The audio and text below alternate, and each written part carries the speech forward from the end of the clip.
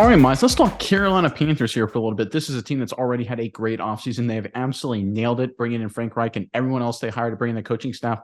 Top-notch moves from hiring coaches. But there's even more news out of Carolina about another massive and really smart pickup the Panthers just did that could be just as impactful as some of the coaches they brought into the fold. That's right, Nick. And big moves are not just related to the coaching staff and front office. There could be big moves across this roster. As we know, there is no certainty at the quarterback position. But when you look at that, you got to make moves. And maybe there's some players on this roster who don't exactly quite fit the mold of what the Carolina Panthers are moving for or looking for. Some of these guys maybe have too big contracts. They're not playing up to their contract. Makes them a good candidate to be cut. So that's what we want to ask the Panthers fans in the comments below. Who do you think is a prime candidate on this roster, that could be restructured, could be cut, could be released in this offseason? Let us know in the comments below. But Nick, what's this big move the Panthers just made? Yeah, so obviously, like I alluded to, the Panthers have done a lot of great moves in the coaching staff, bringing a lot of great names, big names, young, exciting guys, veterans from Caldwell, young guys to Deuce Staley, and many others in between. But they came out and made a massive pickup in the front office, and this was first reported by Ian Rappaport. I'm going to read from his tweet here.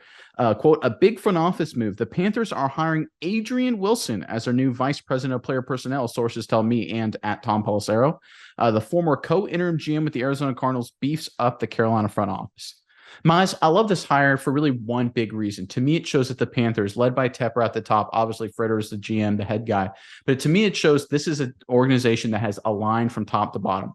And here's what I mean by that. So you look at the Carolina Panthers last year with Matt Rule, I guess last couple of years with Matt Rule, right? They're all about bringing in, culture guys, rules of college guys. It was a recruiter, that kind of vibe. Didn't work out at all. So they go a completely different direction. They go in and they go former NFL players. They bring in Frank Reich, obviously former NFL quarterback, former coach. Bring in McCown to coach the quarterbacks, former NFL quarterback. D'Angelo Hall's into the fold, coaching DBs. Deuce Staley, assistant head coach running backs. Sean Jefferson bringing in as a wide receiver guys. I think I may even be missing one or two, right? They bring in all these former NFL guys to beef up the coaching staff, but they don't fall into the mistake of separating the general management team and the front office executive team from the coaching staff, because you need those two departments to be aligned. You need the guys to use the old adage, the GMs, the front office, they're the guys going grocery shopping. The players and the coaches are the cooks. So you need to make sure that the guys getting the groceries and the guys getting the cooks are 100% aligned. And so that's why they go out and get the vice president of player personnel, who is a former player himself, in Adrian Wilson. So you've got that entire energy that's aligned from top to bottom in the Carolina Panthers organization. You've got a former player leading the player personnel department. You've got a former player as a head coach. You've got a coaching staff littered with former players. And so you're going to have everyone on the same page, right? Because I think the one mistake the Panthers could have made, Miles, and then I'll let you have your thoughts on this, is if they would have hired like just an analytics kind of, I don't want to say an analytics nerd, but that kind of guy to be their vice president of player personnel. And then you would have had like issues. I think there would have been headbutting between the football former players on the coaching staff, the former football players, and the analytics guy who really probably didn't play football before. There would have been issues there. But bringing in Wilson here, there's going to be great alignment between him, Frank Reich, and the rest of the coaching staff and all the evaluations they make, because everyone will be coming from a player perspective. And I think that's going to be huge in the draft process, free agency process, trade process, and of course, during the training camp and the regular season. Give me your thoughts on this, Miles. What do you think of this hire? Yeah, Nick, I'm going to go like global scale on this for a second, just to kind of explain what I think about this. And I think it's really smart what the Panthers are doing. First, we take a look at the D'Angelo Hall signing. Legendary defensive back for probably what I would consider to be the weakest part of their defense. They're like, all right, where's our defense weak? Well, the front four are pretty good. The linebackers are pretty solid. Maybe the secondary is kind of young, kind of inexperienced, at least on one side. When you got Horn and Chin, those are younger guys. Let's bring in a really experienced DB coach, guy that's played in the NFL for a long time, legendary player D'Angelo Hall. Get these guys coached up. Okay, where else are we weak at? Running back uncertainty. Christian McCaffrey left. We don't know if Chuba Hubbard is going to be the guy or not. We gotta figure out the running back. What are we going to do? Hire legendary running back Deuce Staley to be the running backs coach. Where are we uncertain at? Quarterback position. What do we do? McCown. We get offensively minded head coach and Frank Reich. So we double down. We know that's super important. Now, what else are we unsure of? Front office, Tepper is not excited or really thrilled about anything that had been happening in the past. So what do?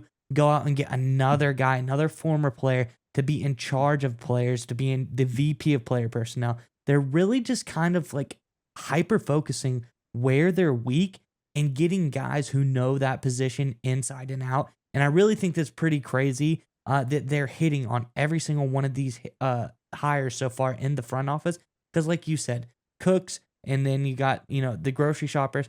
Everyone's got to be able to talk. Everyone's got to know where they're coming from. And when they hire a guy like Wilson in the front office who is a former player, he can relate to all these other guys who are also former players as the coaches. So everyone's on the same page here. And I really think this is smart for the Carolina Panthers building and growing forward.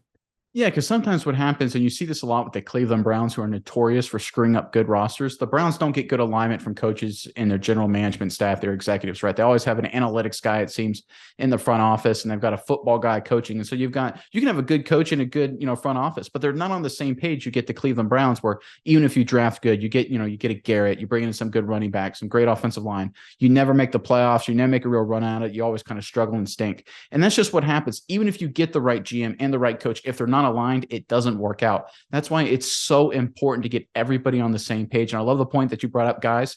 Deuce Staley, successful NFL running back. D'Angelo Hall is a legend. Of course, Adrian Wilson is a legend in his own right as a DB with Arizona. They're bringing in guys that the players and the entire organization, for that matter, will be very impressed with because of their reputations as players themselves, these coaches and executives. And in Wilson's case, that lends them immediate credibility. So there's not going to be any period of time where any of these coaches or Wilson are going to have to come out and kind of earn the players' trust and earn the organization's trust. They're going to have it because they were stars in their own right in their playing days. That's why these moves make so much sense from top to bottom. Everything is aligned. The strategy is clearly in place for the Carolina Panthers, and I'm excited to see how this offseason shakes out.